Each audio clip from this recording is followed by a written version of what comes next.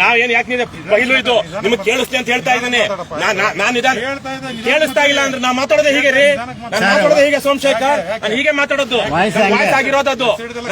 ನನ್ನ ಜೀನ್ಸ್ ಅಲ್ಲಿ ಆತರಕ್ಕೆ ವಾಯ್ಸ್ ಏನ್ ಹೊಡಿತೀನಪ್ಪ, ಕೈ ತೋರಿಸ್ತಾರೆ ನೋಡ್ರಿ, ಹೊಡಿಯೋದು ಕಳಿಸುತ್ತೆ. ಮತ್ತೆ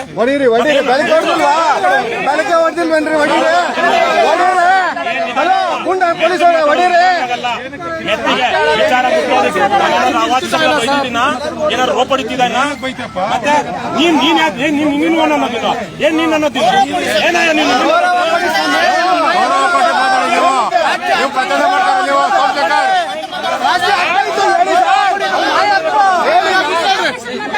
ನೀನು ಅನ್ನೋದಿಲ್ಲ. ಏಕವಚನದಲ್ಲಿ ಮರ್ಯಾದೆ ಕೊಟ್ಟು ಮರ್ಯಾದಾಳೆ ಆಯ್ತಾ?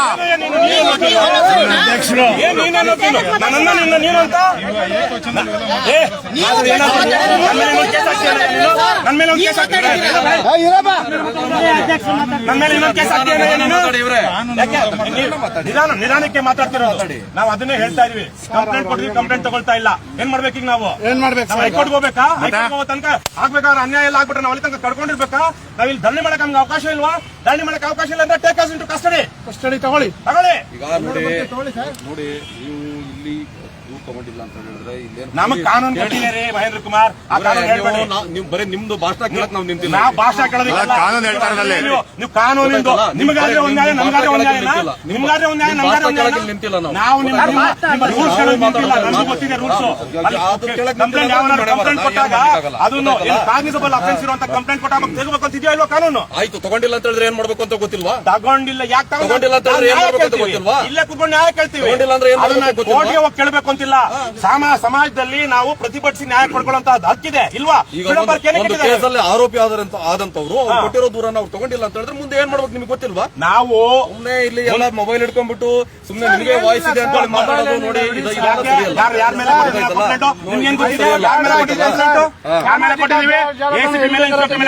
ಯಾರು ಕೊಟ್ಟಿದೀವಿ? ಸಬ್ ಇನ್ಸ್ಪೆಕ್ಟರ್ಗೆ. SHO ಆತ. SHO ಯಾಕೆ ತಗೋಬಾರ್ದು? SHO ಯಾರು ಆತ? ಇನ್ಸ್ಪೆಕ್ಟರ್ ಇಲ್ಲಿ SI ಹನುಮಂತ್ ಯಾಕೆ ತಗೋಬಾರ್ದು? ಹೇಳ್ರಿ, ನೀವೇ ಸುಟ್ಟು ಹೇಳ್ತಿದ್ದಲ್ಲ, ಅದೇನೋ ಕಾನೂನು ಹೇಳಿ. ಇವಾಗ ಯಾವ ಅಧಿಕಾರಿ ನಾವು ಶಿವಕುಮಾರ್ಗೋ ಅವ್ರು ಸುಭಾಷ್ ಯಾರಾತ ಏನ್ ಬರಲಿ ಕಿಶೋರ್ ಬಾಣಿಗೋ ಕೊಟ್ಟಿದ್ರೆ ಅವ್ರ ಮೇಲೆ ಕೊಟ್ಟಿದ್ರೆ ತಗೋಬಾರ್ದು. But we are giving it to the SHO. ನಿಮಗ್ ಗೊತ್ತಾ? ಒಬ್ಬ ಒಂದ್ ನಿಮಿಷ ಕೇಳಿಸ್ಕೊಳ್ಳಿ. ಒಬ್ಬ SI ಎಲ್ಲಿ ನಂಜನಗೂಡಲ್ಲಿ ಒಬ್ಬ MLA ಆತ ಮಾಡಿದಂತ ಕೆಲಸಕ್ಕೆ ಏನು ಮುಲಾಜ್ ನೋಡಿದ್ರೆ ಹೇಳ್ಕೊಂಡು ಹೋಗಿದ್ದ ಒಂದ್ಸಲ ಅಂತ ಪೊಲೀಸ್ ಇರೋದು ನಮ್ಮ ರಾಜ್ಯದಲ್ಲಿ. ಆದ್ರೆ ಇವತ್ತು ನಿಮ್ಮಂತ ಪೊಲೀಸರು ಏನು ಬೇರೆ ಯಾಕೆ ಹೇಳ್ಬಾರ್ದು? ನೀವು ಮಾಡಿರೋದಂಗೆ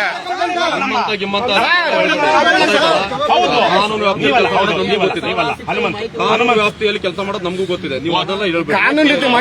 ಆಗಿಲ್ವಲ್ಲ, ಅದನ್ನ ಕೇಳ್ತಾ ಇದೀವಲ್ಲ. ಕಾನೂನು ವ್ಯಾಪ್ತಿಯಲ್ಲಿ ಗೊತ್ತಿದ್ರು ನೀವು ಮಾಡಿಲ್ವಲ್ಲ, ಅದನ್ನ ಕೇಳ್ಬಾರ್ದಾ? ಕೇಳೋದಕ್ಕೆ ಅವಕಾಶ ಇಲ್ವಾ? ಕೇಳೋರಿಗೆ ಕೇಳಿ. ಬಿಡಿ, ಮುಂದೆ ಏನ್ ಮಾಡ್ಬೇಕು ಅಂತ ಕೇಳಿ. ಈಗ ನೀವೇನೋ ಫೋರ್ಸ್ ತರ್ತೀರಂತೆ, ಅದೇನೋ ಹೊಡಿತೀರಂತೆ, ಬಡಿತೀರಂತೆ, ಎತ್ತಾಕೊಳ್ಳಿ. ಎತ್ತಾಕೊಂಡು ಹೋಗ್ಲಿ, ಅವ್ರು ಏನ್ ಮಾಡ್ತಾರೋ ಮಾಡ್ಕೊಂಡ್ಲೆ.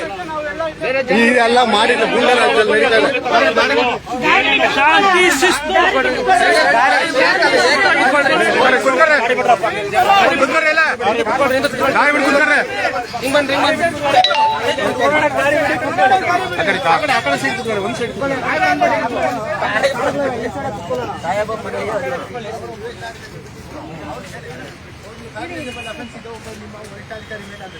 ಒಬ್ಬ ಪೊಲೀಸ್ ಅಧಿಕಾರಿ ಆದವನಿಗೆ SHO ಆದವನಿಗೆ CRPC ನಲ್ಲಿ ಒಂದು ಅಧಿಕಾರವನ್ನು ಚಲಾವಣೆ ಮಾಡುವಂತದ್ದಿದೆ. ಯಾರೇ ಆಗಲಿ, be it prime minister, be it anybody, any citizen of this country, the allegation is made constituting offence which is cognizable by the police inspector. Not only the police, it is the duty of every citizen to arrest and hand over to the person who takes care of the law. That is the police. If the police are omitting themselves to discharge the duty, this is nothing but hooliganism. ಈಗ ಇವರು ಇನ್ನೊಬ್ಬ ಅಧಿಕಾರಿಗಳನ್ನ ಅವ್ರನ್ನ protect ಮಾಡ್ಲಿಕ್ಕೆ ಮಾಡ್ತಿದ್ದಾರೆ. ಅವ್ರಿಗೆ ಹೇಳ್ತಿದ್ದಾರೆ, ನಿಮ್ಮ SHO ಅವ್ರಿಗೆ ಹೇಳಿದ್ರೆ ವರಿಷ್ಠಾಧಿಕಾರಿಗಳು ಕೊಟ್ಟಿದ್ರು, ಅವ್ರು ಕೊಟ್ಟು ಇನ್ಸ್ಪೆಕ್ಟರ್ ಅವ್ರು ನಾನೇನು ಮಾಡಿದ್ರೆ ನೀವು ಹೋಗಿ DCP ಕೊಡಿ ಅಂದರು. ಅವರಿಂದ ಹೋದ್ರೆ ನೀವು ಅಲ್ಲಿ ಹೋಗ್ಬೇಡ DGP ಕೊಡಿ ಅಂತ ACP ಅವರು ಹೇಳಿದ್ರು. ಯಾವ್ದಾದ್ರು ಈಗ ಪೊಲೀಸ್ ಸ್ಟೇಷನ್ ಆದ್ರೂ ಯಾಕಿದೆ, ಯಾರಿಗೋಸ್ಕರ ಇದೆ, ಏನು ಕಾನೂನು ಪರಿಪಾಲನೆ ಮಾಡ್ತಿದ್ರೆ ಗೊತ್ತಾಗ್ತಿಲ್ಲ. ಇವಾಗ CRPC ಇದೆಯಾ IPC ಇದೆಯಾ ಅಂತಲೂ ಗೊತ್ತಾಗ್ತಿಲ್ಲ. ಹೀಗೆ ಒಂದು ಕಾಗ್ನಿಸಬಲ್ ಅಫೆನ್ಸ್ ಅಂತ ಅಂದ್ರೆ ಒಂದು ಯಾವ ರಿಪೋರ್ಟ್ ಬೇಕಿದೆ ABCD ಅಂತ ಇದೆ, ಇವ್ರಿಗೆ ಯಾವ ರಿಪೋರ್ಟ್ ಬೇಕಿಲ್ಲ ಹಾಕ್ಬೋದು. It is the duty of the police to take the complaint which is a constituting offence under the penal code. ಅದು ಇದೆಯಾ ಇಲ್ವಾ ಅನ್ನೋದು ವೆರಿಫೈ ಮಾಡ್ಬೋದಲ್ವಾ? ಮಾಡುದಿಲ್ಲ ಅಂತ ಹೇಳ್ತಾರೆ. Is omission on the part of SHO ನಾಳೆ ದಿವಸ ಅರೆಸ್ಟ್ ಮಾಡಬೇಕಂತ ಡಿಮಾಂಡ್ ಮಾಡ್ರಕ್ಕೆ. ಯಾಕಂದ್ರೆ there is omission on the part of the public servant to discharge duty. ಇಂಥದಕ್ಕೆಲ್ಲ ಎಕ್ಸೆಪ್ಷನ್ಸ್ ಬರುದಿಲ್ಲ. ಹಾಗಾಗಿ ಇವ್ರ ಮೇಲೆ ಸ್ಯಾಂಕ್ಷನ್ ಬೇಕಾಗಿಲ್ಲ. ನೇರವಾಗಿ ನೀವು ಕೊಡವೆ ಇವ್ರಿಗೆ ಎಲ್ಲ ಗೃಹ ಮಂತ್ರಿಗಳಿಗೆ ಹೇಳಿ, ಹೋಮ್ ಸೆಕ್ರೆಟರಿಗೂ ಹೇಳ್ರಿ, ಎಲ್ರಿಗೂ DGPಗೆ ಹೇಳ್ರಿ, ಕಮಿಷನರ್ ಪೊಲೀಸ್ಗೂ ಹೇಳಿ. ಇಂಥ ಈಗ ಹೂಲಿಗಾನಿಸಮ್ ಇದ್ರೆ ಕಾನೂನು ಪರಿಪಾಲನೆ ಎಲ್ಲೂ ಇರೋದಿಲ್ಲ. ನೋಡಿ ಇವ್ರು ಸಾಹೇಬ್ರಿಗೆ ನಾನು ಹೇಳ್ತಿದ್ದೀನಿ, ನಿಮ್ಮ ಪಿಡಿಎಫ್ ನಾವು ಕೊಟ್ಟರೆ ನೀವು ಪಿಡಿಎಫ್ ತಗೊಳ್ಬೇಕು. ನಿಮ್ಮ ಸುಪ್ರಿಯರ್ ಕೊಡಿ ಅಂದ್ರು, ನೀವು ತಗೊಳ್ಳೋದಿಲ್ಲ ಅಂತ ಇನ್ಸ್ಪೆಕ್ಟರ್ ACP ಕೊಡಿ ಅಂದ್ರು. ACP ಒಂದು ಕೆಲಸ ಮಾಡಿ ನೀವು ಹೋಗಿ DGP ಕೊಡೋಗಿ. ಅಲ್ಲಿಂದ ನಾನು ಪೆಟಿಷನ್ ಆಗಿ ಬರ್ತಿದ್ದೇನೆ. ಪೆಟಿಷನ್ ಆಗಿ ಬರೋದಿಕ್ಕಲ್ಲ, ಇದು ಆ ರೀತಿಗಲ್ಲ. ಕಾಗ್ನೈಸಬಲ್ ಅಫೆನ್ಸ್ ಇದೆಯಾ ಇಲ್ಲ ಅಂತ ನೋಡ್ಬೇಕು. ಹಾಗಿದ್ರೆ ನಮ್ಮ ಪಿಡಿಯೋದು ನಿಜವಾಗ ಸುಳ್ಳಾದ್ರೆ ನೀವು ರಿವರ್ಸ್ ಕೇಸ್ ಹಾಕ್ಬೋದಲ್ವಾ? ಪೀನಲ್ ಕೋಡ್ ಅಲ್ಲಿ ಇದೆಯಲ್ಲ, CRPC ಇದೆಯಲ್ಲ. Anybody who ಮಿಸ್ಲೀಡ್ಸ್ the public servants and that is police, they can also take ಕಾಗ್ನೈಸೆನ್ಸ್ for misleading the police. ಆಗ ಅಂತ ಅಧಿಕಾರ ನಿಮ್ಗೆ ಇದೆಯಲ್ಲ, CRPC ನಲ್ಲಿ ಸ್ವೀಪಿಂಗ್ ಪವರ್ ಕೊಟ್ಟಿದೆ. ಆದ್ರೆ ನೀವು ನಾವು ಕೊಡೋ ಪಿಡಿಯೋದು ನೀವು ವೆರಿಫೈ ಮಾಡೋಕೆ ಪುರುಷದಿಲ್ಲ. ಯಾಕಂದ್ರೆ ನಿಮ್ಮ ವರಿಷ್ಠಾಧಿಕಾರಿಗಳೇ ಅಪರಾಧಿಗಳಿಲ್ಲ, ಆದ್ರೆ ಆರೋಪಿಗಳು. ಸೊ ಹಾಗಾಗಿ ನೀವು ಅವನು ಪ್ರೊಟೆಕ್ಟ್ ಮಾಡೋದಕ್ಕೆ department it self is protecting the superior officers, that's all. ಇಲ್ಲಿ ಕಾನೂನಲ್ಲಿ ನಮ್ಮ ನ್ಯಾಯ ಸಿಗದಲ್ಲಿ ಪೊಲೀಸ್ ಸ್ಟೇಷನ್ಸ್ ಎಲ್ಲ ಅನ್ನೋದು ಸುಳ್ಳು ಅಂತ ಹೇಳಿ ಮೇಲ್ನೋಟಿಗೆ ಕಾಣ್ತಾ ಇದೆ. ನ್ಯಾಯ ಸಿಗದ ಕಾಣೆ. ಈಗ ಸಾಹೇಬರುಗಳಿಗೆ ಇಬ್ಬರಿಗೆ ಹೇಳಿದ್ವಿ. ಈಗ ಇವ್ರಿಗೆ SHO ಮೇಲೆ ಇನ್ಸ್ಪೆಕ್ಟರ್ ಮೇಲೆ ACP ಇಲ್ಲೇ ಇದ್ದಾರೆ. ಮೇಲೆ ಅವ್ರಿಗೆ ಹೇಳಿದ್ರೆ ತಗೊಳ್ಳೋದಿಲ್ಲ, ನೀವೇನ್ ಮಾಡ್ತೀರಿ ಮಾಡ್ಕೊಡ್ರಿ ಅಂತ ಹೇಳ್ತಿದ್ದಾರೆ. ಧರಣಿ ಕೂತ್ಕೊಳ್ಳೋದಕ್ಕೆ ಶಾಂತ ಗಾಂಧಿ ಮಾರ್ಗದಲ್ಲಿ ಕೂತ್ಕೊಳ್ಳೋಕೆ ನಾವು ತಪ್ಪಿಲ್ವಲ್ಲ. ನಿಮ್ಮ ಹಕ್ಕು. ಬೇಕಾದ ಮೇಲಧಿಕಾರಿಗಳು ಬರಲಿ ಇಲ್ಲಿ ಅಲ್ವಾ? ಬಟ್ ನೀವು ಕೇಳಿದ್ರಿ, ಅಲ್ಲಿ ನೀವು ಕೇಳಿಸ್ಕೊಂಡ್ರಿ. ಏನು ಅಲ್ಲಿ ಕೇಶವಮೂರ್ತಿ ಏನ್ ಹೇಳಿದ್ರು? ಏನ್ ಹೇಳಿದ್ರು? ಕೋರ್ಸ್ ನಾನು ಕೋರ್ಸ್ ತರಿಸ್ತೀನಿ, ಡಿಸ್ಕಸ್ ಮಾಡ್ತೀನಿ, ಕೋರ್ಸ್ ಯೂಸ್ ಮಾಡಿ ಕೋರ್ಸ್ ಯೂಸ್ ಮಾಡ್ತೀನಿ, ನಾನೇನ್ ಮಾಡ್ಬೇಕು ಮಾಡ್ತೀನಿ ಅಂತ ಹೇಳಿ ಸಾಹೇಬ್ರ ಅಂತ ಹೇಳ್ತಾ ಇದ್ದೀನಿ. ಸಾಹೇಬ್ರ ಅವರಲ್ಲಿ ಕೂಡ ನಾವು ಕ್ಷೇಮನ ರೆಕಾರ್ಡ್ ಮಾಡಿದ್ದಾರೆ ಸ್ಟಾಫ್ ಅವರು. ಅದನ್ನ ನೋಡಿ ಬೇಕಿದೆ ಅವ್ರು ಏನ್ ಮಾತಾಡ್ತಾರೆ. ACP ಅವ್ರದ್ದು ಅವರು ರೆಕಾರ್ಡ್ ಮಾಡಿದ್ದಾರೆ. ಅವರು ನೋಡ್ಕೊಳ್ಳಿ, ನಾವು ಹೇಳ್ತೇವೆ ನಿಮಗೆ ಪುರುಷತ್ವ ಇಲ್ಲ, ನಿಮಗೆ ಒಂದು ಫಿರ್ಯಾದು ನೋಡೋದು ಇಲ್ಲ ಅನ್ನೋದಾದರೆ ನಿಮ್ಮಿಂದ ನ್ಯಾಯ ಸಿಗುತ್ತದೆ ಅನ್ನೋದು ಕೂಡ ಬಹಳಷ್ಟು ತೀವ್ರ ಅನುಮಾನ ಆಗಿದೆ. ನಿಮಗೆ CRPC ಸ್ವೀಪಿಂಗ್ ಪವರ್ಸ್ ಕೊಟ್ಟಿದೆ, ಅದನ್ನ ನೀವು ಸದ್ಬಳಕೆ ಮಾಡ್ತೀರ, ದುರುಪಯೋಗ ಮಾಡ್ತಿದ್ದೀರಿ ಅಷ್ಟೇ. ಅದ್ರ ಮೇಲೆ ನೋಡಿ ಕಾಣ್ತಿದೆ. ಇದು ಪೊಲೀಸ್ ಸ್ಟೇಷನ್ ಅದು ಬೇರೆ ರೀತಿಯಾಗಿರೋ ಗೊತ್ತಿಲ್ಲ. ಹಾಗಾಗಿ CJ ಅವರು ಕೂಡ highest human rights violations taking place only in the police stations ನಮ್ಮ ಕಂಟ್ರಿಯಲ್ಲಿ ಅಂತ ಹೇಳಿದ್ದಾರೆ. ಇದು ಒಂದು ಎಕ್ಸಾಂಪಲ್ ಅಷ್ಟೇ. ಸೊ ಹಾಗಾಗಿ ನೀವು ನ್ಯಾಯಯುತವಾಗಿ ಏನಿದೆಯೋ ಆ ರೀತಿ ಫಿರ್ಯಾದು ಏನು ಹನುಮಂತನವ್ರು ರೆಫ್ಯೂಸ್ ಮಾಡಿದ್ರು. ಅವ್ರ ಮೇಲೆ ಹನುಮಂತ ಮೇಲೆ ಆಕ್ಷನ್ ತೆಗೆದುಕೊಳ್ಳೋಕೆ ನಾವು ಇದನ್ನೇನೋ ಮಾಡೋಣ. ಈಗ since he has refused, what is our legal course of action? Can we approach Lokayukta or human rights, even court? ನಾಳೆನೆ ಬೇಕಾದ್ರೆ ಒಂದು ಕಂಪ್ಲೇಂಟ್ ಹಾಕ್ಬೋದಾ? ನಾಳೆನೆ ಕೋರ್ಟ್ನ ಅಪ್ರೋಚ್ ಮಾಡಬಹುದು ನಾವು. ಇಲ್ಲಿ ಎರಡಿದೆ. ಇದು ನಮ್ದು ಹೋರಾಟ ಏನಿದೆ ಅದು ನಡೆಯುತ್ತೆ. But since he has refused, ನಾವು ಲೀಗಲ್ ಆಗಿ ಬೇರೆ ಅದನ್ನ ಸಪರೇಟ್ ಮಾಡ್ಕೊಳ್ಳೋಣ. ಲೀಗಲ್ ಆಗಿ ಏನಿದೆ ಈಗ ನಾವು ಅಲ್ಲಲ್ಲ, ಅವ್ರು DGPಗೆ ಅಲ್ಲ, ನಾವು ಅಧಿಕಾರಿಗಳ ಹತ್ರ ಯಾಕೆ ಹೋಗ್ಬೇಕು? ಅಧಿಕಾರಿಗಳು ಸರಿ ಇದ್ದಿದ್ರೆ ಇವ್ರು ಯಾಕಿಂಗ್ ಮಾಡ್ತಾ ಇದ್ರು ಭಾಸ್ಕರ್? ಹಾಗಾಗಿ ಕೋರ್ಟ್ಗೆ CRPC ನಲ್ಲಿ ನಿಮಗೂ ಕೂಡ ಅದರಲ್ಲಿ ಇದೆ, ಪ್ರೈವೇಟ್ ಕಂಪ್ಲೇಂಟ್ ಕೂಡ ಕೊಡಬಹುದು. ನಾಳೆ ಲಾಂಚ್ ಮಾಡ್ಬೋದಾ? ಮಾಡ್ಬೋದು, telling point of time launch ಮಾಡ್ಬೋದು. ಅದರಲ್ಲಿ ಏನಿಲ್ಲ. ಮತ್ತೆ ಅದಕ್ಕೆ ರೆಡಿ ಮಾಡ್ಕೊಳ್ಳಿ. ಹಲೋ, ಪೊಲೀಸರಿಗೆ ಮನದಟ್ಟು ಮಾಡಿದ್ರೆ ಈ ರೀತಿ ಅನ್ಯಾಯ ನಡೀತಿದೆ ಅಂತ ಹೇಳೋ ಒಂದು ಹೇಳ್ತಿದ್ರೆ ಅವ್ರಿಗೆ ಕೇಳಿಸ್ಕೊಳ್ಳೋ ವ್ಯವಧಾನ ಇಲ್ಲ, ಬೇಕಾಗೂ ಇಲ್ಲ, ಸಾವಧಾನನೂ ಇಲ್ಲ, ನೋಡುವಂತ ಸಾವಧಾನ ಕೂಡ ಇಲ್ಲ. ನೀವು ನಮ್ಮ ಮೇಲೆ ಕಂಪ್ಲೇಂಟ್ ಇದೆ, ನಾವು ತನಿಖೆ ಮಾಡೋದಿಲ್ಲ, ನೀವು ಯಾರಿಗಾದ್ರು ಕೊಡ್ಬೋದು, ಬೇರೆಯವ್ರು ಕೊಡಿ, ಸುಪ್ರೀಂ ಆಫೀಸರ್ ಕೊಡಿ ಅಂತ ಹೇಳ್ತೀವಿ. ಅಲ್ಲ, ಎಷ್ಟು ದೊಡ್ಡ ಕಾನ್ಸ್ಪಿರಸಿ ಮಾಡಿದಾರೆ ಪೊಲೀಸರೇ ಇವತ್ತು. ಆಯ್ತು, ಈಗ ಒಂದ್ ನಿಮಿಷ, ಅದು ಡಾಕ್ಯುಮೆಂಟ್ ಬಂದಿದೆ, ಅದನ್ನ ಸ್ವಲ್ಪ ಇಲ್ಲಿರೋ ಎಲ್ಲರ ಮುಂದೆ ಹೇಳ್ಕೊಡೋಣ. ಜೀವನ್ ಆಗ್ತಿದೇನಪ್ಪ? ಇಲ್ಲಿರೋ ಕೇಶವಮೂರ್ತಿ ಯಾವನು ನಮ್ಮ ರಘು ಜಾಂಡಗೆರೆ ಹೇಳ್ಕೊಂಡು ಹೋಗಿ ಒಳಗಡೆ ಹೊಡೆದು ನಮ್ಮನ್ನು ಅವನ ಮೇಲೆ ಹ್ಯೂಮನ್ ರೈಟ್ಸ್ ಅಲ್ಲಿ ಕೇಸ್ ಇದೆ. Is a serial offender, habitual offender of human rights violation. ಅದಕ್ಕೆ ಅದು ಏನಿದೆ ಅಂತ ಅದು ಓದೋಣ, ತಿಳ್ಕೊಳ್ಳೋಣ. ಎಲ್ರಿಗೂ ಜನರಿಗೆ ಆ ಮನುಷ್ಯ ದರ್ಪ, ದಿಮಾಕು, ಗರ್ವ ಏನ್ ಸಣ್ಣದ ಕೆಟ್ಟಿದ ಇರಬೇಕಾಯ್ತು. ಈಚೆ ಕಡೆ ಅವನೇ ಸುಮ್ಮನಿರ್ರಿ ಸರ್, ಅವ್ರು ಮಾತಾಡುವಾಗ ಯಾರು ಮಾತಾಡಬಹುದು. The finding clearly indicates serious violations of duties by the following police personnel: Shri Keshavamurthy, Police Inspector; Shri L. Santosh Kumar, PSI; Shri Nayaz Ahmad, ASI; Shri Govindaya, ASI; Siddharaju, Ayyappa, Manjunath, Vittal. ಇವರೆಲ್ಲ ಒಂದಿವರು ಅದೇನಂದ್ರೆ the allegation made by the Muhammad Musawir against DJ Halli. DJ ಹಳ್ಳಿಲಿದ್ದಾಗ DJ Halli police in HRC number so and so ಯಾವತ್ತಾಗಿರೋದು ಇದು order? 6/7/2019, ಸರಿಯಾಗಿ 2.5 ವರ್ಷದಿಂದ. So ಆವಾಗ The verification of documents shows that the ASI Sri Govindaya DJHalli police station took no action on the report given by the PC so-and-so Ayyappa DJHalli police station. The report was retained as such till the next morning. He informed the station PI Sri Keshamurthy and got relieved from duty for the day. The night patrol PSI Sri Santosh Kumar, adu ineno ide alli. The police inspector Sri Keshamurthy of DJHalli police station did not examine the complaint report from PC Ayyappa. Instead, physically punished the two by asking them to do 100 buskies and making them to write 1,000 times that they will not scold the police and they will speak in Kannada. ಇವನು ಈ ಕೇಶಮೂರ್ತಿ ಅನ್ನುವಂತವನು ಯಾರು complaint ಇರ್ತಾರೋ ಅವನ್ನ ಕರೆಸಿ ಅವನ ಕೈಯಲ್ಲಿ 100 ಬಸ್ಕಿ ಓಡಿಸಿ ಅವನಿಗೆ 1,000 ಸಲ ನಾನು ಪೊಲೀಸರನ್ನು ಬೈಯುವುದಿಲ್ಲ ಅಂತ ಬರ್ಸಿದಾನಂತೆ. ಇವನೇ ಜಡ್ಜಾ? ಅದಕ್ಕೇನೆ SHRC ಅವರು ಯಾರು yours faithfully additional ADGP Karnataka state human rights commission ಅವ್ರು ಏನ್ ಹೇಳ್ತಾರೆ, the finding clearly indicates serious violations of duties by the following police personnel. ಇಲ್ಲಿರುವಂತ Keshavamurthy ಯಾವ ರಘು ಜಾಣಗೆರೆಯನ್ನ ನಿನ್ನ ಅಮ್ಮನಂತ ಕತ್ತಿನ ಪಾಟಿ ಹಿಡ್ಕೊಂಡು ಒಳಗಡೆ ಹೋಗ್ತಾನೋ ಆ ರೋಲ್ಯಾಂಡ್ ಇವ್ರನ್ನೆಲ್ಲ ಹೊಡಿತಾನೋ ಅವನು ಇದೇ ತರಕ್ಕೆ ಬೇರೆಯವರನ್ನೆಲ್ಲ ಕರ್ಕೊಂಡ್ ಬಂದು ಅವ್ರ ಕೈಯಲ್ಲಿ ಬಸ್ಕಿ ಓಡಿಸೋದು, ಅವ್ರನ್ನ ಬೈಯೋದು, ಅಮ್ಮನ ಅಕ್ಕನ್ ಅನ್ನೋದು, ಅವ್ರ ಕೈಯಲ್ಲಿ ಪೊಲೀಸ್ ಬರೆಯೋದಿಲ್ಲ ಅಂತ ಬರ್ಸ್ಕೊಳ್ಳೋದು, ಮತ್ತೆ ಅದೇನು ದುಡ್ಡು ಗಿಡ್ಡು ಕೇಳೋದೇನೋ ಅದೇನು ಇಲ್ಲ, ಸರಿಯಾಗಿಲ್ಲ ಮಾಹಿತಿ. Instead physically punished to. ಇದು ಕಾನೂನಲ್ಲಿ ಅವಕಾಶ ಇದೆಯಾ? ಅಡ್ವೊಕೇಟ್ ನೀವು ನಮ್ಮ ಭಾಸ್ಕರ್ ಕಾನೂನುಗಾರದ ಅಧ್ಯಕ್ಷರು, ಕಾನೂನಲ್ಲಿ ಈ ತರಕ್ಕೆ ಮಾಡಿದ್ರೆ ಏನಾಗುತ್ತೆ? ವೈಲೇಷನ್ ಅಂದಾಗ ಇವ್ರ ಮೇಲೆ ಡಿಸಿಪ್ಲಿನರಿ ಡಿಪಾರ್ಟ್ಮೆಂಟ್ಸ್ ಅಂತ ಇದಾವೆ ಪೊಲೀಸರು. ಪೊಲೀಸ್ ವಿಂಗ್ ಅನ್ನೋದು ಇದು ಫಸ್ಟ್ ಆಫ್ ಆಲ್ ಎಸ್ಟಾಬ್ಲಿಷ್ಡ್. ಇರಪ್ಪ ಏನೋ ಪೊಲೀಸರು ಗ್ಯಾಸು ಗೀಸು ಅಂತ ಇದಾರೆ, ಆಮೇಲೆ ಬೇಕಾದ್ರೆ ಅವ್ರೇ ಏನೋ ಮಾಡ್ಬಿಡ್ಬೋದು. ನಮ್ಗೆ ಯಾರ ಮೇಲೆ ನಂಬಿಕೆ ಇಲ್ಲ. ನೋಡ್ಕೊಳ್ರಪ್ಪ ಎಲ್ಲ ಈ ಕಡೆ ಬನ್ನಿ, ಗ್ಯಾಸ್ ಆಟೋ ಈ ಕಡೆ ಬನ್ನಿ. ಬೆಳಿಗ್ಗೆ ಮಾಡಿದಾಗ ಯಾರು ಅವರೇ ತಳ್ಬಿಟ್ಟು ಅವರೇ ಏನ್ ಮಾಡ್ಬೋದು? ಹೇಳಿ. ಒಂದು ಡಿಸಿಪ್ಲಿನ್ ಡಿಪಾರ್ಟ್ಮೆಂಟ್ ಒಂದು ರೂಲ್ ಆಫ್ ಲಾನ ಎಸ್ಟಾಬ್ಲಿಷ್ ಮಾಡಿ ಒಂದು ಎನ್ಫೋರ್ಸ್ ಮಾಡಬೇಕಂದ್ರೆ ಎನ್ಫೋರ್ಸಿಂಗ್ ಅಥಾರಿಟಿ ಅಂತ ಹೇಳಿ, ಒಂದು ಇನ್ವೆಸ್ಟಿಗೇಟಿಂಗ್ ಅಥಾರಿಟಿ ಅಂತ ಹೇಳಿ ನಮ್ಮ CRPC ನಲ್ಲಿ ಇವರಿಗೆ ಪೊಲೀಸರಿಗೆ ಕೆಲವು CRPC ನಲ್ಲಿ ಅಧಿಕಾರವನ್ನ ಕೊಟ್ಟಿದ್ದಾರೆ. ಈ ಅಧಿಕಾರವನ್ನ ಸ್ವಲ್ಪ ಈ ಕಡೆ ಬನ್ನಿ, ಅಲ್ಲೇನೋ ಗ್ಯಾಸ್ ಬರ್ತಾ ಇದೆ. ಯಾರ್ದ ಪಾಠ? ಆಟ ಯಾರ್ದು ಹೊರಗಡೆ ಹಾಕ್ಬಿಡಿಯೋದು ಆಗಿರ.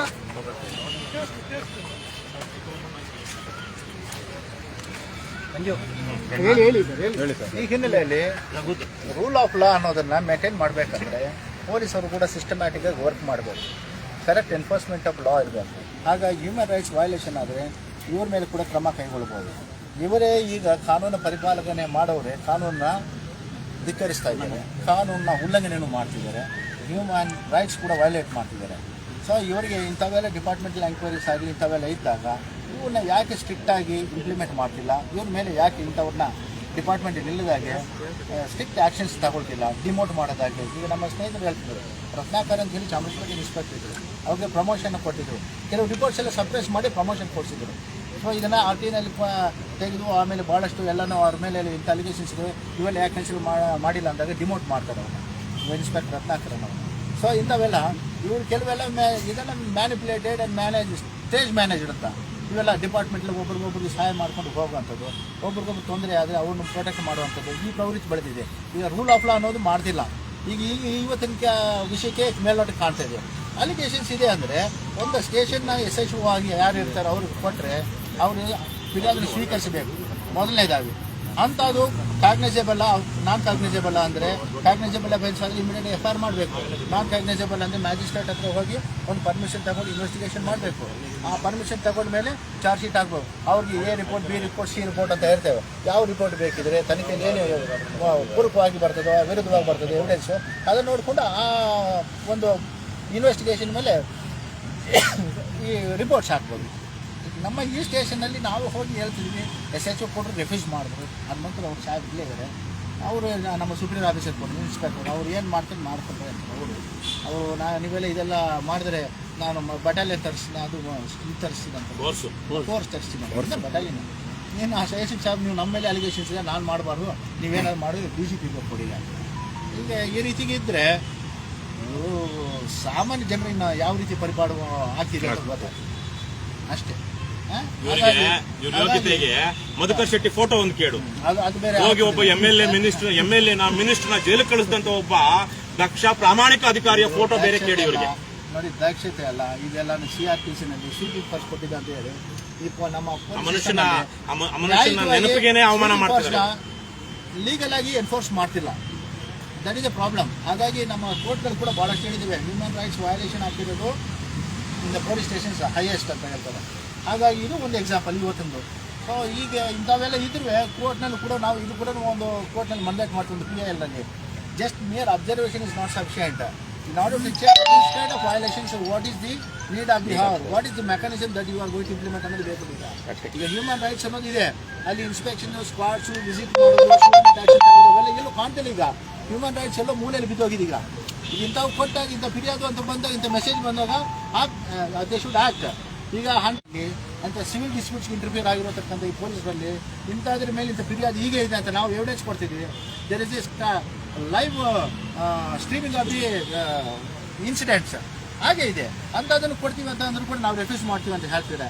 ಅಂದರೆ ಇವ್ರಿಗೆ ಕಾನೂನಿನ ಪರಿಪಾಲನೆ ಬೇಡ, ಇವರ ಹುಲಿಗಾನಿಸಮ್ ಇವರ ದಬ್ಬಾಳಿಕೆ ದೌರ್ಜನ್ಯನೇ ಇರಬೇಕು ಅಂತ ಹೇಳಿ ಇವರು ಸಾಬೀತುಪಡಿಸ್ಕೊಳ್ತಿದ್ದಾರೆ ಅಷ್ಟೇ. ಹೀಗಾಗಿದೆ. ಈಗ ಸಂವಿಧಾನದ ಬಗ್ಗೆ ಕಾನೂನಿನ ಬಗ್ಗೆ ಅದು ಯಾವುದೇ ರೀತಿಯ ಕಾಣ್ತಿಲ್ಲ.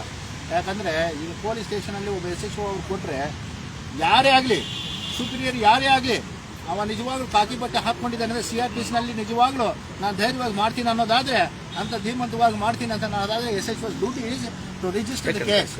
If there is a cognizable offence, if there is non-cognizable offence, he has to seek the permission from the magistrate and then proceed with the matter. ಇಲ್ಲಿ ಹಾಗೆ ನಡೀತೀವಿ ಸ್ಟೇಷನಲ್ಲಿ. ನಾನೇ ಹೋಗಿ ವಕೀಲರಾಗಿ ಕೇಳ್ಕೊಂಡ್ರು ನಾವು ಕೊಡ್ತೀನಿ ಅಂದರೆ ಸುಪ್ರೀರಿಯರ್ ಆಫೀಸರ್ ಕೊಡಂತಾರೆ SHO, ಯಾರು ಇನ್ಸ್ಪೆಕ್ಟರ್ ನೀವು ACP ಕೊಡಿ ಅಂತಾರೆ. ACP ನಾವು ಮಾಡೋದಿಲ್ಲ, ನೀವು DGP ಕೊಡಿ ಅಂತಾರೆ. ಇನ್ನು ಇಲ್ಲಿ ಎಲ್ಲಿದೆ? ಅದು ACP ವಿರುದ್ಧನೇ ಇದೆ, ACP ಹತ್ರ ಹೋಗಿ ಅಂತಾರೆ. ಇನ್ಸ್ಪೆಕ್ಟರ್ ವಿರುದ್ಧ ಇದೆ, SHO ಅಲ್ಲಿ ಹೋಗಿ ಅಂತಾರೆ. ಇದು ಮತ್ತೆ SHO ಅನ್ನೋದು ಯಾಕೆ ಡೆಸಿಗ್ನೇಷನ್ ಅಂತ ಗೊತ್ತಾಗ್ತಿಲ್ಲ ನಮಗೆ. ಪೊಲೀಸ್ ಸ್ಟೇಷನ್ ಅನ್ನೋದು ಏನಕ್ಕಿದೆ ಅಂತ, ಏನಕ್ಕಿದೆ ಇವ್ರಿಗೆ ಕಾನೂನು ಪರಿಪಾಲನೆ ಮಾಡ್ತಿದಾರಲ್ಲ ಗೊತ್ತಾಗ್ತಿಲ್ಲ ಅಲ್ಲಿ. ಸೊ ಹಾಗಾಗಿ ನಂದೊಂದು ಪ್ರಶ್ನೆ ಇದೆ. ಕನ್ಫ್ಯೂಷನ್ ಈಗ ಕನ್ಫ್ಯೂಷನ್ ಅಲ್ಲ, ಈಗ ಒಂಥರ ಕ್ರಿಮಿನಲ್ ಇಂಟೆನ್ಷನ್ ನೋಡಿ ಇನ್ನೊಂದು, ಈಗ ನಾವು ಏನು ಲೈವ್ ಸ್ಟ್ರೀಮಿಂಗ್ ಕೊಟ್ಟಿದ್ದೀವಿ, ಅವ್ರು ರೆಫ್ಯೂಸ್ ಮಾಡಿದ್ದಾರೆ, ಏನು ಮಾಡೋದಿಲ್ಲ, ಎಂಡಾರ್ಸ್ಮೆಂಟ್ ಕೊಡಿ ಅಂದೆ ಇನ್ಸ್ಪೆಕ್ಟರ್ ಕೊಡೋದಿಲ್ಲ ಅಂದರು. ಅದು ಆಗಿದೆ. ಸರಿ, ನಮ್ಮ ಇನ್ನು ನೆಕ್ಸ್ಟ್ ಟೈಮ್ ಏನಂದರೆ ಕೋರ್ಟ್ನಲ್ಲಿ ಒಂದು ಅಫಿಡವಿಟ್ ಹಾಕ್ಸ್ಕೋಬೇಕಾಗ್ತದೆ, ಕೋರ್ಟ್ನಲ್ಲಿ CRPCನಲ್ಲಿ ಹಾಕಬೇಕಾಗ್ತದೆ. ಆಮೇಲೆ ಇಂಥದ್ದೆಲ್ಲ ಹುಲ್ಗಾನಿಸಮ್ ಇದೆ, ಇಂಥದ್ದು ಇದೆ ಅಂದರೆ WP ಹಾಕಿ ಅಂಡ್ರ ರೆಡಿ ವಿತ್ 1482 ಆಫ್ CRPCನಲ್ಲಿ ಕೇಳಿ ಒಂದು ಸ್ಪೆಷಲ್ ಇನ್ವೆಸ್ಟಿಗೇಷನ್ ಅಂತ ಕಾನ್ಸ್ಟಿಟ್ಯೂಟ್ ಮಾಡಿ ಅಂತೇಳಿ ಒಂದು ಮನವಿ ಕೂಡ ಹೈಕೋರ್ಟ್ನಲ್ಲಿ ಮಾಡ್ಕೋಬೇಕಾಗ್ತದೆ. ಆಮೇಲೆ ಯಾರು ಏನು ಈಗ ಆರೋಪಿಗಳಂತ ಹೇಳಿ ಬಂಧಿಸಿದ್ದಾರೆ, ಇನ್ನು FIR ಆಗೋದಕ್ಕೆ ಮುಂಚೆ ಹೊಡೆದಿದ್ದಾರೆ 3 ಅವ್ರಿಗೆ ಹಾಸ್ಪಿಟಲ್ ಕರ್ಕೊಂಡೋಗಿದ್ದಾರೆ. ಯಾವ ಹಾಸ್ಪಿಟಲ್ ಇದ್ದಾರೆ ಅಂತ ತೋರಿಸ್ತಿಲ್ಲ, ಹೇಳ್ತಿಲ್ಲ. ಈಗ ಎಲ್ಲಿದ್ದಾರೆ ಅಂತ ನನ್ನ ಕಕ್ಷಿಗಾರ ನಾನು ವಕಾಲ 2-3 ಗಂಟೆ ಆಯ್ತು, ಇಲ್ಲಿ ತನಕ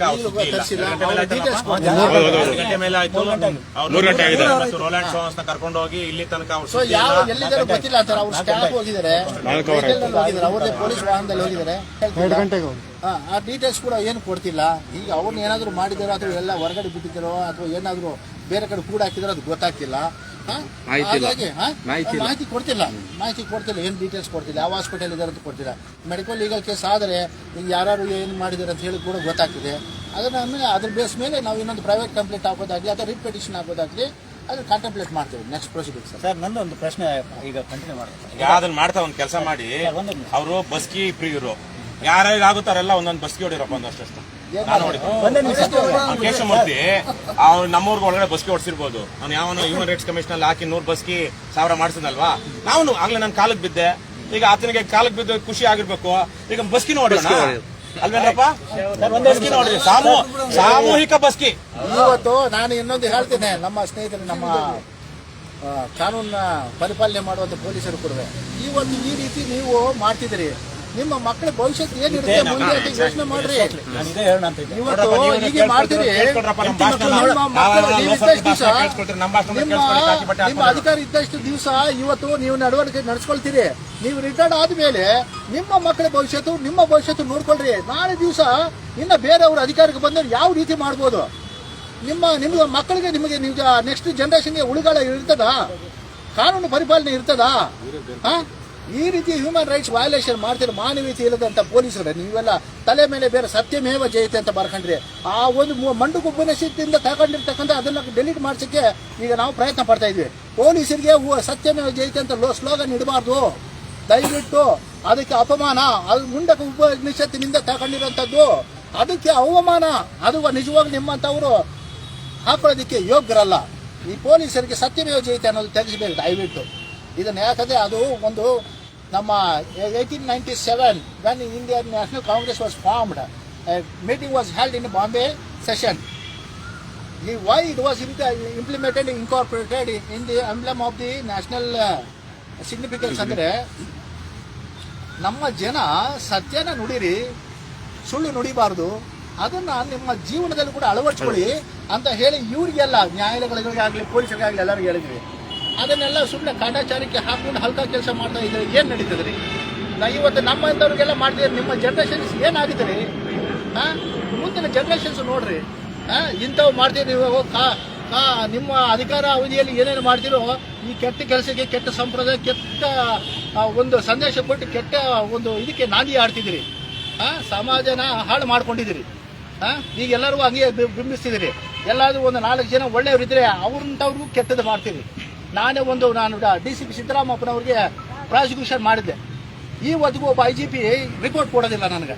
ಏನು ಮಾಡ್ತೀವಿ ಮಾಡ್ಕೊತಾರೆ. ದಾವಣಗೆರೆಗೆ ಹೋಗಿ ನಾನು ಕೊಟ್ಟರೆ ಅಲ್ಲಿ ಏನು ಮಾಡ್ತೀವಿ ಮಾಡ್ಕೊಂತ ಹೇಳ್ತಾರೆ. ಒಬ್ಬ ವಕೀಲರಿಗೆ ಮಾಡತಕ್ಕಂಥ ಅವಮಾನ ಯಾವ ರೀತಿ ಮಾಡಿದ್ದಾರೆ ಅಂದರೆ ಅದನ್ನ ಇವತ್ತಿಗೂ ನಮ್ಮ ಚೀಫ್ ಜಸ್ಟಿಸ್ಗೆ ಕೊಡಬೇಕಂತ ಇದೀವಿ, ಅದು ಇನ್ನೂ ಕೊಟ್ಟಿಲ್ಲ. ಆ ರಿಪೋರ್ಟ್ ಸಿಕ್ಕಿದಾಗೆ ನೋಡ್ಕೊಂಡಿದ್ದಾರೆ. ಅಂತ ಕೆಲಸ ಮಾಡ್ತಾರೆ ದುರೀಣರು. ಇಂಥ ಕೆಲಸ ಮಾಡೋರು ವಕೀಲರಂತವ್ರಿಗೆ ಇಂಥ ಕೆಲಸ ಮಾಡ್ತಿದ್ರಿ. ಮೊನ್ನೆ ಜಗದೀಶ್ ಕೇಸ್ನಲ್ಲಿ ಆ ಥರ ಮಾಡಿದ್ರಿ, 307 ಮಾಡಿದ್ರಿ. ಇಂಗ್ರೀಡಿಯೆಂಟ್ಸ್ ಇಲ್ಲದೆ ಇದ್ರು ಸುಮ್ಮನೆ 307 ಮಾಡಿ ಜೈಲಿಗೆ ಹಾಕಿದ್ರಿ. ಸಂದೇಶ ಏನಾಯ್ತು? ಸಮಾಜದಲ್ಲಿ ಏನು ಕಾನೂನು ಬಳಕೆ ಇದೆಯಾ, ಕಾನೂನು ದುರ್ಬಳಕೆ ನಡೀತಿದೆ, ಏನಾಗ್ತಿದೆ ಅಂತ ಇನ್ನೊಂದು. ನೀವು ಒಳಗಡೆ ಹೋಗಿ, ಈಗ ಅವ್ರನ್ನ ಕರ್ಕೊಂಡೋಗಿ 4 ಗಂಟೆ ಆಯ್ತಲ್ವಾ, ಡಾಕ್ಟರ್ ಇದಾರೆ, ನೀವು ಒಳಗಡೆ ಹೋಗಿ ಅವ್ರದ್ದು ಏನು ವೇರೆ ಬೋರ್ಡ್ಸ್ ಏನು ಅಂತ ಕೇಳಿ, ಅವ್ರು ಏನ್ ಮಾಡಿದಾರೋ, ಇವ್ರು ಅಲ್ಲೂ ಹೊಡೆದಿದಾರೋ ಬಡ್ದಿದಾರೋ ಗೊತ್ತಿಲ್ಲ, ಅದೊಂದ್ ಸ್ವಲ್ಪ ಕೇಳಿ. ನೀವು ಬನ್ನಿ, ನೀವು ಮಾತಾಡಿ ಮುಂದುವರ್ಸಪ್ಪ. ನೀನು ಇಲ್ಲ, ಒಂದೇ ಮಾತು ಏನಂದ್ರೆ, ಈಗ ಇಷ್ಟೆಲ್ಲ ಅಕ್ರಮ ಅವ್ಯವಹಾರ ಎಲ್ಲ ನಡೆಯುತ್ತೆ, ಇಷ್ಟು ಜನ ಪೊಲೀಸರು ಇದ್ದೀರಾ. ನಾನು ನೇರವಾಗಿ ನಿಮ್ಗೆ ಪ್ರಶ್ನೆ ಕೇಳ್ತಾ ಇರೋದಂದ್ರೆ, ನಿಮ್ಮ ಮನೆಯವರು, ಅಪ್ಪ ಇರ್ಬೋದು, ಅಮ್ಮ ಇರ್ಬೋದು, ತಂಗಿ, ಅಣ್ಣ, ಮಕ್ಕಳು ಯಾರೇ ಇರ್ಬೋದು, ಅವ್ರು ನೋಡ್ತಾ ಇದ್ರು. ನಿಮ್ಗೆ ನಾಚಿಕೆ ಆಗಲ್ವ? ಈ ತರ ಮಾಡ್ತಾ ಇದ್ದವರಿಗೆ ಹೇಳ್ತಾ ಇದ್ದೀನಿ ನಾನು, ಎಲ್ರಿಗೂ ಹೇಳ್ತಾ ಇಲ್ಲ. ಯಾರ್ಯಾರು ಇದ್ರಲ್ಲಿ ಇಂತಹ ಷಡ್ಯಂತ್ರಗಳನ್ನ, ಮತ್ತೆ ಈಗ ಇವತ್ತದ್ದು ಕ್ಲಿಯರ್ ಕಾನ್ಸ್ಪಿರಸಿ ಇದು, ನಾವು ವಿಡಿಯೋ ಸಮೇತ ಇದನ್ನ ಪ್ರೂವ್ ಮಾಡ್ತೀವಿ. ಈ ತರ ನಾಚಿಕೆನ ಆಗಲ್ಲ ನಿಮ್ಗೆ ಮನೆಗೆ ಹೋದ ತಕ್ಷಣ ಮುಖ ತೋರ್ಸಕ್ಕೆ. ಈಗ ಎಲ್ಲ ಸೋಷಿಯಲ್ ಮೀಡಿಯಾ ತುಂಬಾ ಪವರ್ಫುಲ್ ಇದೆ, ಎಲ್ಲೆಲ್ಲ ವಿಡಿಯೋಗಳು ಹೋಗ್ತಾ ಇರ್ತವೆ. ಯಾವ್ದೋ ಒಂದು ನಿಮ್ಮ ಪೊಲೀಸ್ ಇದಿರುತ್ತೆ, ಯಾವ್ದು ಗ್ರೂಪ್ ಇರುತ್ತೆ, ಅದ್ರ ಮುಖಾಂತರನೇ ವಿಡಿಯೋ ಬರುತ್ತೆ. ನಾಚಿಕೆ ಆಗಲ್ಲ ನಿಜವಾಗಿ ನಿಮ್ಗೆ? ಇವರಿಗೆಲ್ಲ ಏನ್ ಅನ್ಕೊಂಡಿದ್ದಾರೆ? ಒಂಥರ ಏನ್ ಹೇಳ್ಬೇಕು ಇವ್ರಿಗೆ ಅರ್ಥ ಆಗಲ್ಲ. ಒಂದು ಘನತೆ ಗೌರವ. ಇವ್ರು ಹೇಳಿಲ್ಲ ಸತ್ಯಮೇವ ಜಯತೆ ಅಂತ, ಅದನ್ನ ಯಾಕೆ ಇಟ್ಕೋಬೇಕು? ಅಲ್ಲಿ ನೋಡಿದ್ರೆ ಮಧುಕರ್ ಶೆಟ್ಟಿ ಅವರ ಫೋಟೋ. ಏನು ಆದರ್ಶಗಳು ಇವ್ರದ್ದು? ಅವ್ರ ಆದರ್ಶಗಳನ್ನ ಇಟ್ಕೊಂಡು ಮಾತಾಡ್ತಾ ಇದ್ದಾರೆ ಅವರು, ಅಥವಾ ಕೆಲಸ ಮಾಡ್ತಾ ಇದಾರಾ? ಹಲವರಿಗೆ ಹೇಳ್ತಾ ಇದ್ದೀನಿ ನಾನು, ಅದರಲ್ಲಿ ಪ್ರಾಮಾಣಿಕವಾಗಿ ಮಾಡೋರಿಗೆ ಬಿಟ್ಟು ನಾನು ಪದೇ ಪದೇ ಹೇಳ್ತಾ ಇದ್ದೀನಿ ಆ ವರ್ಡನ್ನ. ಅವ್ರು ತಿಳ್ಕೊಳ್ಳಿ. ಓಕೆ, ಮಾತಾಡೋದಿದ್ರೆ ಮಾತಾಡಿ. ಈಗ ನೋಡಿರಪ್ಪ, ಇಲ್ಲಿ ಸ್ವಲ್ಪ ಇಲ್ಲಿ ಜಾಗ ಇದೆ, ಒಂದೊಂದು ಬಸ್ಕಿ ಹೊಡಿರಿ, ನಾನು ಒಂದೆರಡು ಹೊಡಿತೀನಿ. ಏನೋ ಹೆಸರು? ಬಸ್ಕಿ ಪ್ರಿಯ ಕೇಶವಮೂರ್ತಿಗೆ, ಬಸ್ಕಿ ಪ್ರಿಯ ಕೇಶವಮೂರ್ತಿಗೆ, ನಿನ್ನ ಅಮ್ಮನಂದ ಕೇಶವಮೂರ್ತಿಗೆ, ನಿನ್ನ ಅಮ್ಮನಂದ ಕೇಶವಮೂರ್ತಿಗೆ. ಆಮೇಲೆ ಏನೋ ಅಕ್ಕನನ್ನ ಕಾರ್ಯಕ್ರಮ ತರ್ತೀವಲ್ಲ,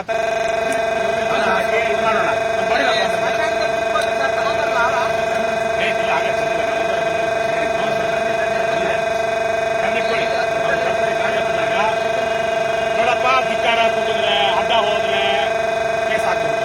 ಅವ್ರು ಹೋಗಿ ಕೇಶವಮೂರ್ತಿ ಅವರಿಗೆ ಪೊಲೀಸ್ ಕೇಸ್ ಕೊಡೋದು ಹಾರಾಕಿದ್ರೆ ಯಾವನಾದ್ರು ಕೇಸ್ ಮಾಡಕ್ಕಾಗುತ್ತಾ? ಇಲ್ಲ. ಅದಕ್ಕೆ ಎಲ್ಲಿ ಹಾರ ಎಲ್ಲಿ? ಇಲ್ಲ, ಮತ್ತೆ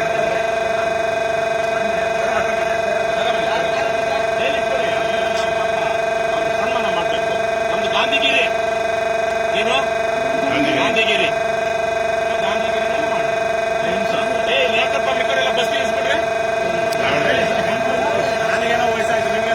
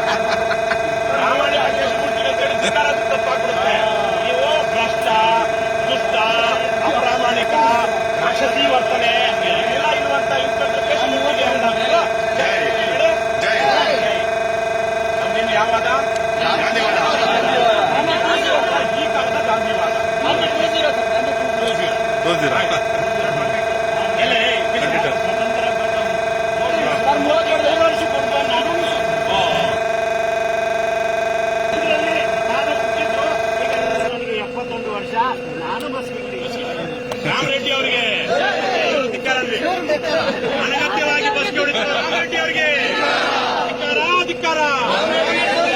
ಬಸ್ಗೆ ಹೊಡೆಸುವ ಏನು ಅಮಾನವೀಯವಾಗಿ ವರ್ತನೆ ಮಾಡುವ ಕೇಶಮೂರ್ತಿಗೆ, 30 ಲಕ್ಷ ಲಂಚ ಕೇಳುವ ಕಿಶೋರ್ ಭರಣಿಗೆ, ಕೇಶಮೂರ್ತಿಗೆ, HL ಪೊಲೀಸ್ ಠಾಣೆ ಇನ್ಸ್ಪೆಕ್ಟರ್ ಕೇಶಮೂರ್ತಿಗೆ, ದೇವ್ಗೆ ಈ ಭಾಗದ ಯಾವ ವಲಯ ಇದು? ಭಾರತಹಳ್ಳಿ ವಲಯದ ಎಸಿಪಿ ಕಿಶೋರ್ ಭರಣಿ,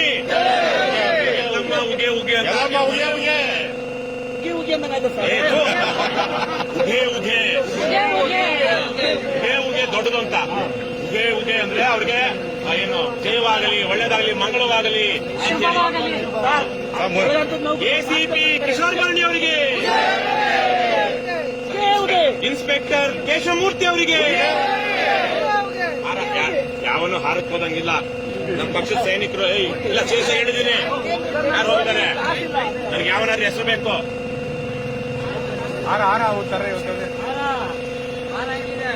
ವಾಪಸ್ ಕೊಡಿ.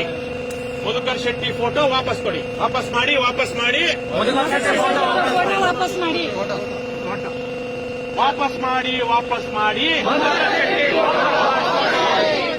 ಪ್ರಾಮಾಣಿಕ ಪೊಲೀಸ್ ಅಧಿಕಾರಿ ಮಧುಕರ್ ಶೆಟ್ಟಿ ಅವರ ಫೋಟೋ ಪ್ರಾಮಾಣಿಕ ದಕ್ಷ ಧೀಮಂತ ಪೊಲೀಸ್ ಅಧಿಕಾರಿ ಮಧುಕರ್ ಶೆಟ್ಟರ ಫೋಟೋವನ್ನು ಈ ತರ ಚಿತ್ರ ಮಾಡಿದ್ರೆ ತಪ್ಪುಕ್ಕಾಗಲ್ವಲ್ಲ, ಆದ್ರೂ ಏನ್ ಬೇಕಾದ್ರೂ ಹಾಕ್ತಾರೆ. ಸಿದ್ಧವಾಗಿದೆ. ನೀವೆಲ್ಲ ಎಷ್ಟು ಇವತ್ತು ಜೈಲ್ಗೆ ಹೋಗೋಕೆ, ಅರೆಸ್ಟ್ ಆಗೋಕೆ ಎಷ್ಟು ಜನ ಸಿದ್ಧ ಇದ್ದೀರಪ್ಪ? ಕಡಿಮೆನೇನೆ.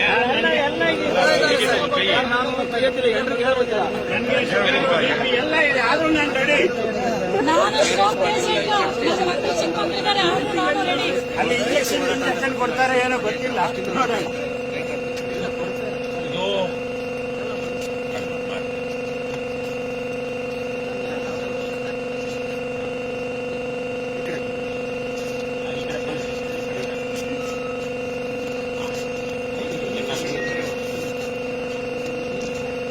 ಇವತ್ತು ನಾವು HAL ಪಕ್ಕದ ಹಿಂದೂಸ್ತಾನ್ ಏರೋನಾಟಿಕ್ಸ್ ಲಿಮಿಟೆಡ್ ಏನಿದೆ, ಓಲ್ಡ್ ಏರ್ಪೋರ್ಟ್ ರೋಡ್, ಅಲ್ಲಿರುವಂತಹ HAL ಪೊಲೀಸ್ ಠಾಣೆಗೆ ಬಂದಿದ್ದೀವಿ.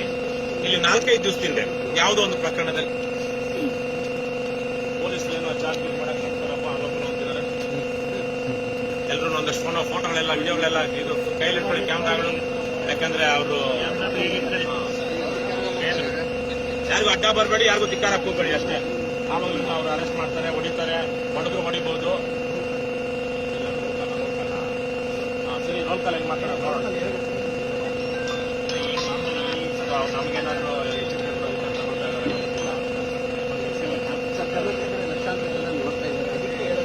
ರಾಜಕೀಯ ಚೇಂಜ್ ಮಾಡಿ ನಮ್ಮ ರಾಜ್ಯ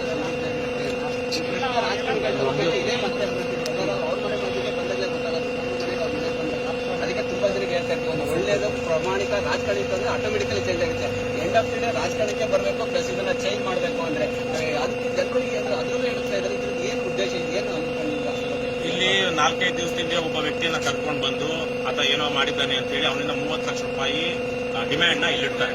ಆತ ಬಿಟ್ಟು ಕಳ್ಸೋವಾಗ, ಯಾವ್ದೋ ಒಂದು ಸಂದರ್ಭದಲ್ಲಿ ಬಿಟ್ಟು ಕಳ್ಸೋವಾಗ ನಾಳೆನೇ ಬರಬೇಕು ಅಂತ ಹೇಳಿ ಬಿಟ್ಟು ಕಳಿಸಿ ಮುಚ್ಚಳಿಕೆ ಬರ್ಸ್ಕೊಂತಾರೆ. ಇವತ್ತು ಇಲ್ಲಿ ಬಂದು ಕೇಳಿದಾಗ ಮುಚ್ಚಳಿಕೆನೂ ಇಲ್ಲ, ಏನೂ ಇಲ್ಲ, ಅವನೇನೋ ಫ್ರಾಡ್ ಮಾಡಿದ್ರೆ ಅದಕ್ಕೆ ಕಳಿಸಿದೀವಿ ಅಂತ ಹೇಳ್ತಾರೆ. ಆದ್ರೆ ಅದನ್ನ ಕೇಳೋದಕ್ಕೆ ಅಂತ ನಾವಿಲ್ಲಿ ಬಂದಾಗ ಆವರಣದಲ್ಲಿ ಅಕ್ರಮಕೂಟ ಸೇರಿದ್ದು, ಇದರಿಂದ ನಾನಾ ದೈನಂದಿನ ಕರ್ತವ್ಯಕ್ಕೆ ಹಾಗೂ ಸಾರ್ವಜನಿಕರ ತೊಂದರೆ ಹಾಗೂ ಅಡ್ಡಿ ಉಂಟು ಮಾಡುತ್ತೀರಾ. ಆದ್ದರಿಂದ ಈ ಕೂಡಲೇ ಇಲ್ಲಿಂದ ಚೆಲ್ಲುವುದು, ಇಲ್ಲದಿದ್ದರೆ ಈ ಕೂಡಲೇ ನಿಮ್ಮ ಮೇಲೆ ಕಾನೂನು ಕ್ರಮ ಜರುಗಿಸಲಾಗುವುದು. ನೀವುಗಳು ಠಾಣೆಯ ಮುಂದೆ ಹಾಗೂ ಆವರಣದಲ್ಲಿ ಅಕ್ರಮಕೂಟ ಸೇರಿದ್ದು, ಇದರಿಂದ ನಾನಾ ದೈನಂದಿನ ಕರ್ತವ್ಯಕ್ಕೆ ಸಾರ್ವಜನಿಕರಿಗೆ ತೊಂದರೆಯಾಗುತ್ತಿತ್ತು. ಆದ್ದರಿಂದ ಈ ಕೂಡಲೇ ಇಲ್ಲಿಂದ ಸ್ವಾಮಿ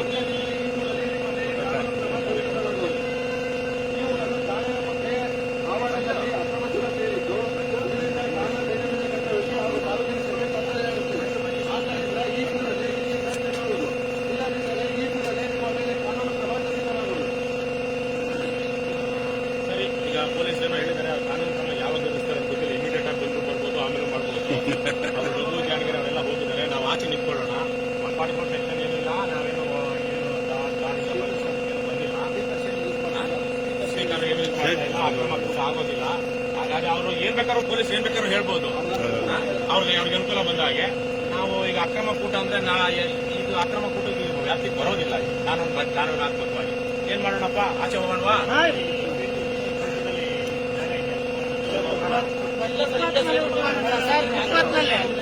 ಈಗ ನೀವು ಹೋಗ್ತೀರಾ, ನಿಮಿಷ ಪೊಲೀಸ್ ಎಲ್ಲ ಸಿದ್ಧ ಆಗ್ತಾ ಇದಾರೆ ಲಾಠಿ ಪಾಟಿ ಇಟ್ಕೊಂಡು. ಅವ್ರ ಕೈಯಲ್ಲಿ ಗನ್ನು ಇದೆ, ಕೈಯಲ್ಲಿ ಏನಾದ್ರು ಆದ್ರೆ ಯಾರಾದ್ರೆ ಅವ್ರಿಗೇನು ಆಗಲ್ಲ, ನಮ್ಗಾಗುತ್ತಲ್ಲ. ನೀವು ಸಾರಿ, ನಾವೇನು ಸತ್ತು ನಾವು ಪಡ್ಕೋಬೇಕಾಗಿರೋ ನ್ಯಾಯ ಯಾವುದೂ ಇಲ್ಲ. ನಾವು ಬದುಕಿದ್ದೇ ನ್ಯಾಯ ಪಡಿಬೇಕು, ಆಯ್ತಾ? ಸರಿ ಇವರೇ ಒಂದು ನಿಮಿಷ. ಅಕ್ರಮ ಕೂಟ ಅಂದ್ರೆ ನಾವು ಆಚೆ ಹೋಗಿ ಅದು ಸ್ವಲ್ಪ ಅಕ್ರಮ ಕೂಟನೇನ ಅಕ್ರಮ ಕೂಟನೇನ ಮಾಡ್ಕೊಡ್ಬೇಕಿದ್ಯಾ? ಮತ್ತೆ ಅವರು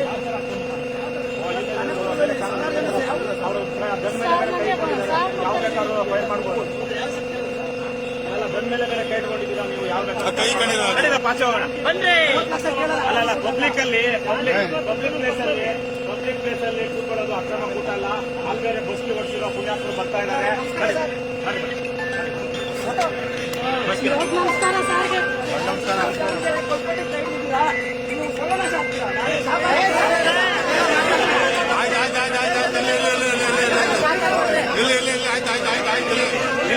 ಬರ್ರಪ್ಪ, ಆಚೆ ನಡೀರಿ, ಆಚೆ ಎಲ್ಲ ಮಾಡ್ಕೊಂಡೆ ನಡಿ.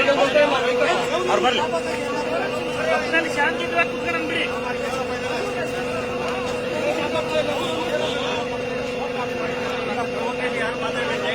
ಅದು ಅವನು ವೈಯಕ್ತಿಕವಾದ ಹೇಳಿಕೆ. ಸರ್ವನಾಶ ಆಗ್ತಾರೆ ಅನ್ನೋದು ವೈಯಕ್ತಿಕ ನೋವಿನ ಭಾವನೆಗಳಂತೆ.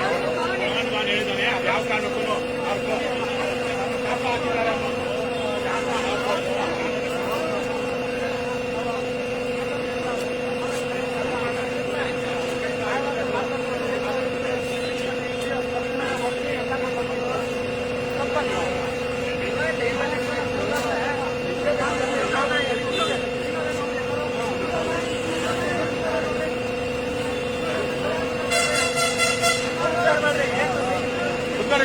ಕೂತ್ಕೊಳ್ಳಿ ಎಲ್ಲ ಊಟ ಕೂತ್ಕೊಂಡಿದ್ದೀವಿ.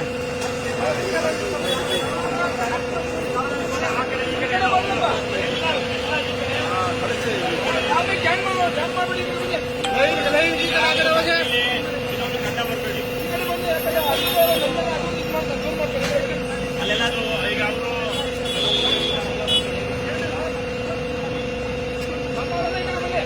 ನಿಂತ್ಕೋಬೇಡ್ರಪ್ಪ, ಅವ್ರ ನಮ್ಮೋರಲ್ಲ. ಬನ್ನಿ ಈ ಕಡೆ ಬನ್ನಿ, ಎಲ್ಲ ಬನ್ನಿ.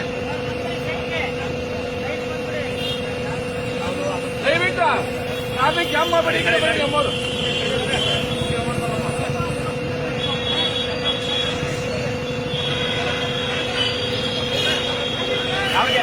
ಯಾರಿಗೆ ಅವ್ರು ಯಾರಿಗಾರು ಪೊಲೀಸ್ ಕಳಿಸಿ, ಪೊಲೀಸ್ಗೆ ಕೊಡಿ. ಯಾರಾದ್ರು ಕಾನ್ಸ್ಟೇಬಲ್ ಕೊಡ್ರಪ್ಪ, ತಗೊಂಡು ಹೋಗ್ತಾರೆ.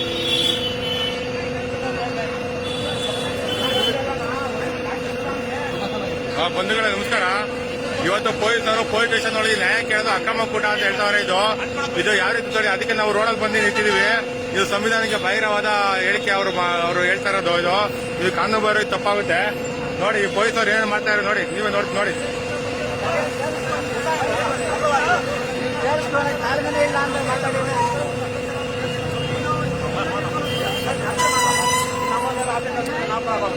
ನಡೀರಪ್ಪ, ಅಲ್ಲೆಲ್ಲರೂ ಒಂದ್ ಕಡೆ ಕೂತ್ಕೊಂಡು ನಮ್ಮ ಸೈಡಲ್ಲಿ.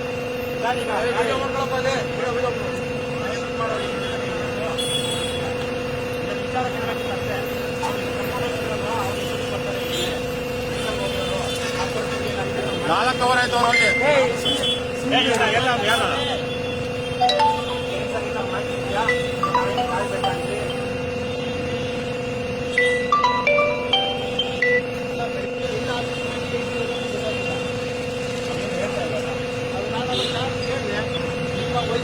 ಹೋಗಿದ್ದಲ್ವಾ, ಅವ್ರು ಕರ್ಕೊಂಡು ಹೋಗಿ ನಾನು ಬರ್ಬೇಕಾದ್ರೆ ಕರ್ಕೊಂಡು ಎಲ್ಲಿದ್ದಾರೆ, ಯಾವ ಆಸ್ಪತ್ರೆ ಇದೆ ಈಗ ಅವರ ಕ್ಷೇಮದ ಬಗ್ಗೆ ನಮಗೆ ಮಾಹಿತಿ ಇಲ್ಲ. ಅಲ್ಲೊಂದು ಬಸ್ ಹೊಡ್ತಾ ಇದ್ದಾರೋ ಗೊತ್ತಿಲ್ಲ. ಅದು ಆಗಿದೆ.